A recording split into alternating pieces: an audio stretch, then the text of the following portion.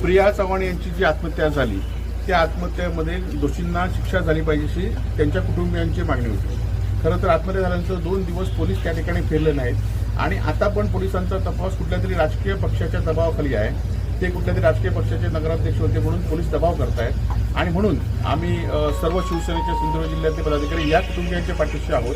आणि खरं तर मला एवढं सिंधुदुर्ग जिल्ह्यातल्या राजकीय लोकांना आणि सगळ्या जनतेला आवाहन करायचं आहे की यामध्ये आम्ही राजकारण करण्याचं तुम्ही राजकारण करू नका. तुम्ही सुद्धा अशा प्रवृत्ती जर आपण आज थांबवले नाहीत तर अशा प्रवृत्ती वारंवार या जिल्ह्यामध्ये वाढतील आणि म्हणून हे खरं तर गरीब कुटुंबीय आहेत. त्या कुटुंबियांच्या पाठीशी शिवसेना खंबीरपणे उभी राहील आणि पोलिसांचा तपास आजपर्यंत तरी व्यवस्थित आहे पण पोलिसांनी आम्हाला आश्वासन दिले की आम्ही या पुढच्या काळामध्ये तपासामध्ये त्रुटी आहे त्यात सुधारू नाहीतर शिवसेनेच्या मध्ये तीव्र आंदोलन करण्यात येईल. खरं तर या राज्यामध्ये गृह खात्याची परिस्थिती पूर्णपणे हे झालेली आहे. आज आपण बघितलं की सिंधुदुर्ग जिल्ह्यामध्ये हे प्रकरण घडून सुद्धा इथले पालकमंत्री असतील इथले लोकप्रतिनिधी स्थानिक असतील हे त्या कुटुंबियांकडे गेले पण नाहीत परंतु त्या महिलेला वाचवण्यासाठी मात्र पोलीस स्टेशनला हॉस्पिटलला दबाव ठेवला.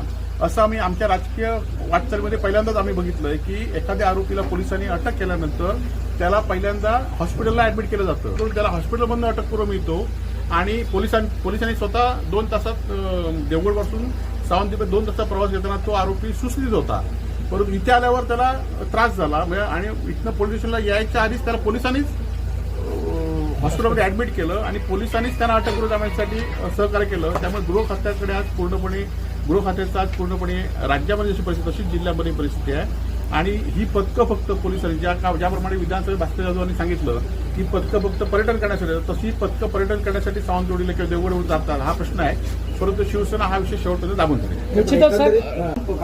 कायदा कोणी हातात घेता कामा नये. दुर्दैवाने आता पोलिसांनी बेला सीसीटीव्ही बसवले आहेत त्या सीसीटीव्हीमधनं बघता येईल की कोणची गाडी घेऊन आली होते कोण त्यांना मारायला होते. दुर्दैवाने पोलीस अजूनही या कुटुंबियांच्या घरी गेली नाही. दुर्दैवाने आज 8 दिवस झाले तरी पोलिसांनी स्वतःहून त्या तिथे घेतलं पाहिजे.